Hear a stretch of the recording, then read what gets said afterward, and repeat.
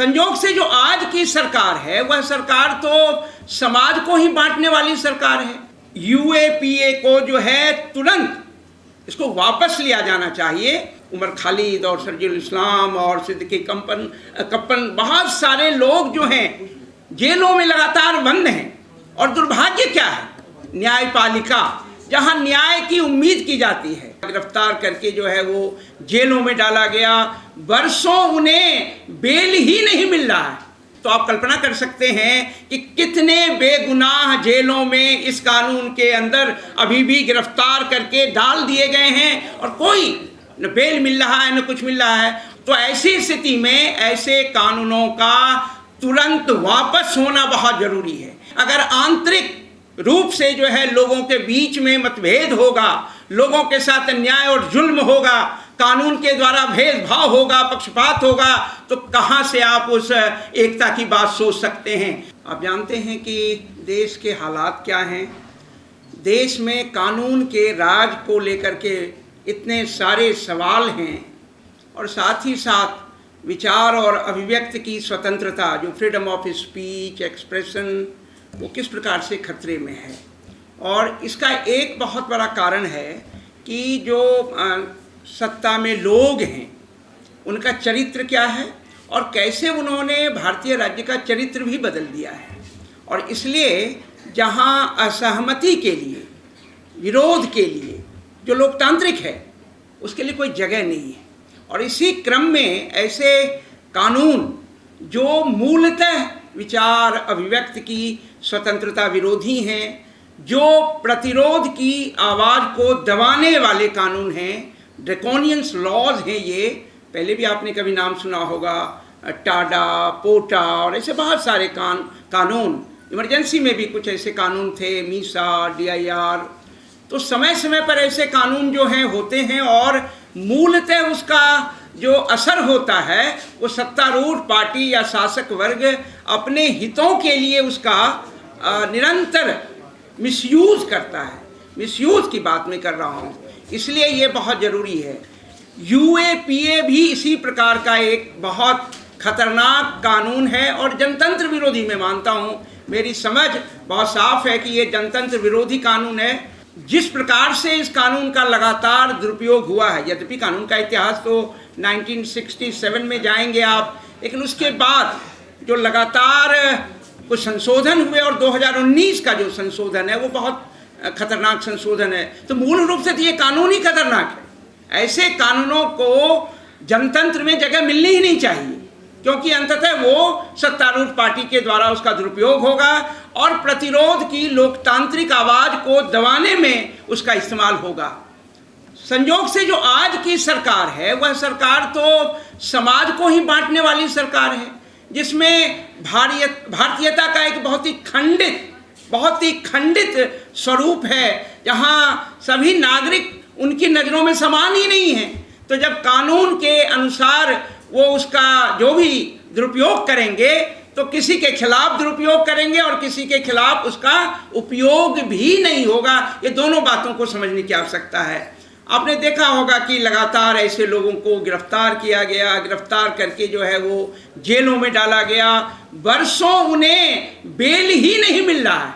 जबकि बेल तो एक प्रकार से जो है सजा जैसा है, वो एक ट्रायल ही पनिशमेंट होता है। तो मैं सिर्फ ये कहता हूँ जो इसमें प्रावधान है उस प्रावधान का क्या लगातार असर हुआ। और ख़ास करके 2019 के संशोधन के द्वारा उन्होंने व्यक्ति को भी संगठन की जगह, संगठन तो पहले से विद्यमान थे कि उन्हें एक आतंकवादी संगठन के रूप में घोषित किया जा सकता है, लेकिन व्यक्ति को एक आतंकवादी घोषित करना और वो अपनी निर्दोषिता यानी इस इनोसेंस कानून के नज़रों में जब तक आरोप प्रमाणित नहीं होता है तब तक उसे निर्दोष माना जाता है। लेकिन यहाँ तो निर्दोष उसी व्यक्ति को प्रमाणित करना है कि वो निर्दोष है, क्योंकि वो मान के चलते हैं कि आतंकवादी है, इस प्रकार की गतिविधियों में शामिल है, देश की अखंडता और संप्रभुता के लिए शत्रु है, वो मान के चलते हैं। तो जिस देश में नागरिक को उस देश का शत्रु माना जाए, उस देश की अखंडता और संप्रभुता के लिए खतरा माना जाए, तो आप कल्पना कर सकते हैं वो शासन कैसा रहा होगा, वो सरकार कैसी रही होगी और उस सरकार का चरित्र क्या रहा होगा। तमाम आपने देखा होगा उमर खालिद और सरजुल इस्लाम और सिद्दीकी कप्पन बहुत सारे लोग जो हैं जेलों में लगातार बंद हैं। और दुर्भाग्य क्या है, न्यायपालिका जहां न्याय की उम्मीद की जाती है, जो नागरिकों को उम्मीद के द्वारा उसे न्याय प्रदान करेगा और संविधान की रक्षा करेगा, लेकिन संविधान की रक्षा करने की जिन्हें जिम्मेदारी दी गई है वो भी अपने उस कॉन्स्टिट्यूशनल ड्यूटी को पूरा नहीं कर रहे हैं। ये दुर्भाग्यपूर्ण स्थिति है। जिस प्रकार से हाई कोर्ट, जिस प्रकार से सुप्रीम कोर्ट का लगातार चरित्र देखा जा रहा है वो बहुत चिंता का विषय है। मुझे लगता है कि यूएपीए को जो है तुरंत इसको वापस लिया जाना चाहिए और देश में नागरिकों के बीच एक समानता का भाव, all the citizens are equal, क्योंकि रूल ऑफ लॉ का ये बेसिक प्रिंसिपल है कि सभी नागरिक बराबर हैं और नागरिकों को अपने ही देश में उसे शत्रु समझना, राष्ट्र विरोधी समझना, देश का दुश्मन समझना वो अपने आप में एक गलत सिद्धांत है और ये सिद्धांत किसी लोकतांत्रिक सरकार के द्वारा स्थापित हो ही नहीं सकता है। वो सरकार अधिनायकवादी हो या फांसीवादी उसका चरित्र हो, इसलिए ऐसा होता है। हम लोग लगातार देख रहे हैं कि कई हमारे विश्वविद्यालय में जिस प्रकार से चीज़ें हो रही हैं उसमें साफ तौर पर ऐसा दिखाई देता है कि खास दृष्टि, एक खास विचारधारा और एक कट्टर जो है विचार को स्थापित करने के लिए लगातार ऐसे कार्यक्रम किए जाते हैं और उन कार्यक्रमों को करने वाले वही शक्तियां हैं जिन शक्तियों से इस देश को आज भी खतरा है और जो शक्तियां साम्राज्यवादी ब्रिटिश के साथ मिलकर के राष्ट्रीय आंदोलन के खिलाफ थे। आप अगर उसका इतिहास देखेंगे, लेकिन अब तो इतिहास को भी बदलने की कोशिश हो रही है, लगातार वो इतिहास लाने की कोशिश हो रही है जिसका इतिहास से कोई वास्ता नहीं है।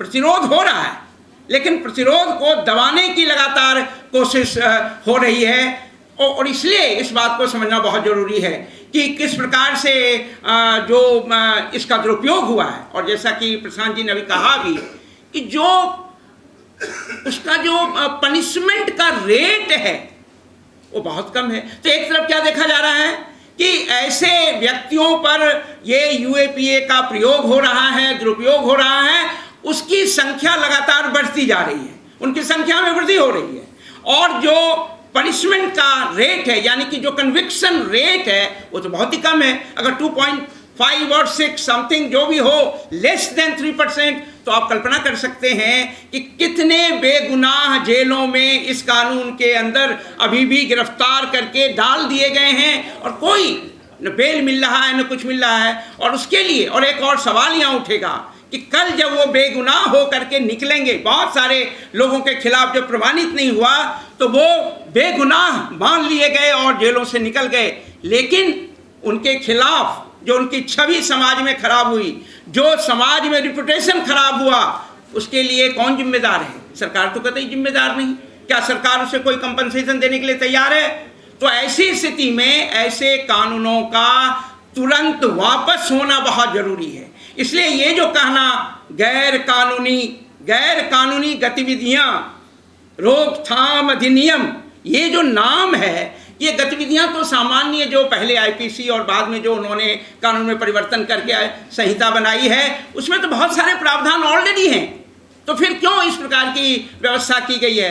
ये दुर्भाग्य था कि ये बहुत पहले बना, लेकिन उसे लगातार जो है समाप्त करने के बजाय उसमें संशोधन होते गए और 2019 का संशोधन तो बहुत ही खतरनाक संशोधन है जिसमें व्यक्ति को ही आतंकवादी घोषित मान लिया जाता है। कानून कभी व्यक्ति को अपराधी मान करके उसके ऊपर जो है वो न्यायपालिका उसकी सुनवाई करे, उस पर तमाम जो है तथ्यों और साक्ष्यों के आधार पर कुछ हो, वो तो मान के चलते कि आतंकवादी है।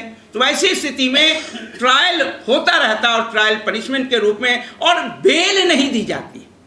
तो आप कल्पना कर सकते हैं कि कितना खतरनाक कानून है और ऐसे कानूनों को समाप्त करना ही इस देश में जनतंत्र को बचाना, कानून के शासन की स्थापना करना और आने वाले कल जो भारत की एकता और अखंडता को सुनिश्चित, जहां आप कहते हैं कि भारत की एकता और अखंडता को खतरा, संप्रभुता को खतरा, तो ऐसी स्थिति में अगर आंतरिक रूप से जो है लोगों के बीच में मतभेद होगा, लोगों के साथ अन्याय और जुल्म होगा, कानून के द्वारा भेदभाव होगा, पक्षपात होगा, तो कहाँ से आप उस एकता की बात सोच सकते हैं।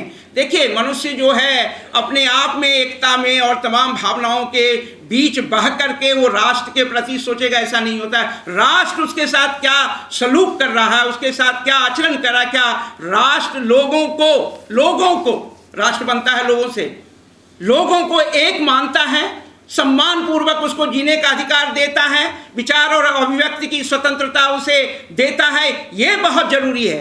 अगर ऐसा नहीं होगा तो निसंदेह मैं बहुत साफ मानता हूं कि यह जनतंत्र विरोधी कानून है। इसकी वापसी ही जनतंत्र को बचाने में एक सहायक तत्व प्रमाणित हो सकता है। इसलिए यथाशीघ्र एक जनता के बीच में लोकमत बने, लेकिन लोकमत को खंडित करने के लिए, लोकमत को प्रभावित करने के लिए जानते हैं आप किस प्रकार के उपाय किए जाते हैं। धर्म को बीच में लाया जाता है, और धर्म भी वो धर्म नहीं है जो मनुष्य जिस धर्म को मानता है, जिसमें आस्था रखता है, जिसमें विश्वास रखता है, और जो उसका निजी मामला है, वो पर्सनल मैटर है। लेकिन जब आप धर्म को पब्लिक इशू बना करके लोगों के बीच में मतभेद करेंगे, तो फिर वो नागरिकों के बीच में जो समानता का भाव है वो समाप्त हो जाता है, और इससे संविधान की जो मूल आत्मा है वो प्रभावित होती है। मुझे लगता है कि यहाँ दोषी सरकार तो है ही, न्यायपालिका को भी मैं कम दोषी नहीं मानता हूं, क्योंकि अंततः नागरिक उम्मीद की नज़रों से, आशा की नज़रों से कहाँ देखेगा,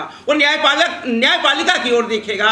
और न्यायपालिका यदि न्याय न करे तो फिर आप सोच सकते हैं कि संविधान के अनुकूल शासन नहीं हो रहा है। तो एक रास्ता तो ये भी बनता है जनतंत्र में कि जनता में प्रतिरोध तो बढ़े ही लोकतांत्रिक तरीके से, पीसफुल तरीके से, लेकिन अंततः आगे चल करके चुनाव के माध्यम से सत्ता में परिवर्तन हो और ऐसी शक्तियों को परास्त किया जाए। लेकिन एक और संकट है, चुनाव आयोग की भूमिका आप सब देख रहे हैं, किस प्रकार से वोट चोरी की लगातार जो है वो आरोप लग रहे हैं। तो ऐसी स्थिति में फिर आप जनता के मत के आधार पर सत्ता के परिवर्तन को या सरकार को बदलने की कैसे सोचेंगे, यह भी एक सोचने का विषय है। मुझे लगता है आप सबने मुझे अवसर दिया, मैं आपके प्रति आभार प्रकट करता हूं, लेकिन साथ ही साथ मैं ये मानता हूं कि एक नागरिक के नाते यह मेरा कर्तव्य है कि उन तमाम गलत नीतियों और सरकार के कानूनों के खिलाफ जनता के साथ कंधा से कंधा मिला करके चलें और लोगों को न्याय मिले,